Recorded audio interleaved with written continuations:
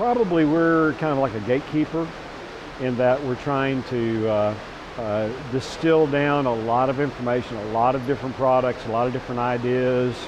And so we're making some decisions about what might work for the geography that we're actually covering. A good example is the work on trying to get winter canola established. And as a result, you know, a lot of work by Oklahoma State University, Kansas State University, their extension specialists working on all of the various ideas about that, but then you fill in with the actual technology as far as the seed technology, in this case Roundup Ready technology, also conventional seed, various chemicals that are needed, the agronomic practices, all these things that are different than what a wheat producer normally does. There's a learning curve, and there are folks that are very resistant to that, and as we talk more and more about it, they get more comfortable.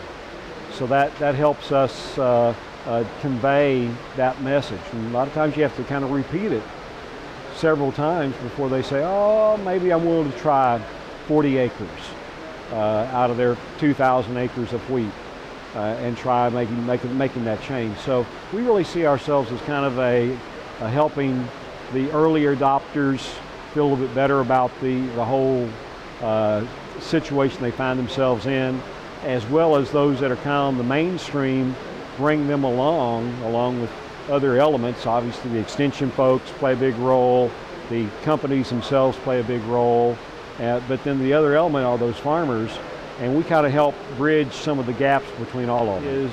This last year, we had the sign up earlier in 2009 for the ACRE program, Average Crop Revenue Estimate program, which is a part of the 2008 Farm Law. Initially, when the experts, the economists and all, ran the numbers, did the Excel spreadsheets and everything, they said it wasn't a good deal for the southern Great Plains. Didn't make sense for wheat, didn't make sense for cotton, didn't make sense for really most of our crops in this part of the world. Well, we had high wheat prices in 2008. We had falling wheat prices from those high levels. We had crop problems galore.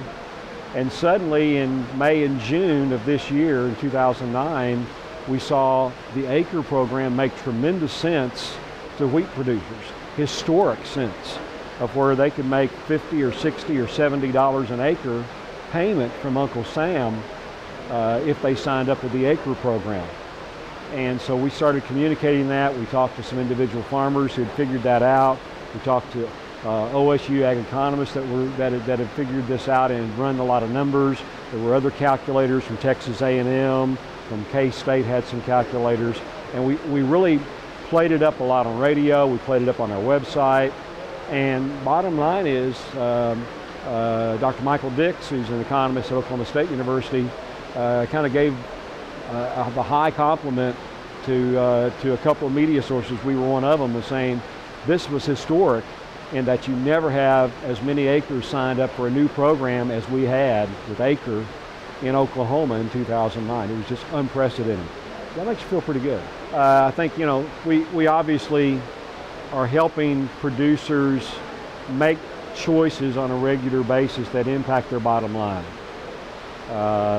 We feel that, you know, I don't know if the terminology of change agent is as accurate as that we're really helping provide that information that helps them make the decision to be a change agent, to be making those, I guess, adjustments in their program that will help them make money, help them survive, help them get to the next crop year if they've had a bad crop year or they've had a bad production cycle because of low cattle prices, whatever it is. One of my colleagues had said that at the end of the day, we bring hope to the producer, to that rancher, to that farmer.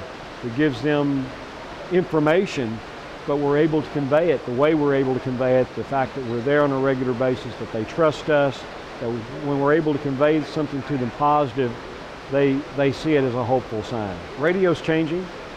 Like obviously everything changes. Down through the years,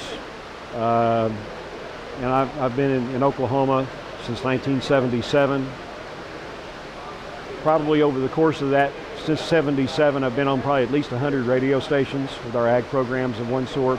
A lot of them have been sold, a lot of them have been moved from rural areas into kind of the fringes or into the urban areas of Oklahoma City or Tulsa, or even into the Dallas-Fort Worth Metroplex. And so the stations that are left, sometimes some of them are great affiliates and carry a lot of our programming and help us make an impact. Others are reluctant to carry as much, so they're hard to make an impact in those areas when you've got stations only taking 2 or 3 of your shows a day versus the ones that take 8 or 10. So, we see that, we saw it even when I was at the Oklahoma Agronet, the Clear Channel in the mid 2000, 2004, 2005, 2006. In that time frame, I started looking at how could we give some of the information we're already generating, that's already coming across our desk, how can we get that out to farmers and ranchers? One thing we tried, and I've done it for over 3 years now, is a daily email. We keep it real simple. A lot of them are getting, are very fancy, got a lot of graphics. They're a little more of they're a bigger document as a result. So if you're in a rural area, it's a little harder, maybe get them transmitted quickly to a farmer, because if they're still on some sort of a dial-up or their internet connection's not all that fast, it's harder for them to download something that's got a lot of stuff in it. So we keep it real simple. For our more technological folks, they've got Blackberries. We don't have a lot of graphics, so they don't get mucked up because of that with the Blackberry email. But we do have a lot of links. And so we provide links to our website. For more information on the story, they can go to our website and listen to the audio of all the interviews we do. Several of our programs every day, they can go listen there. And our email goes out to about 3,000 folks now on a daily basis.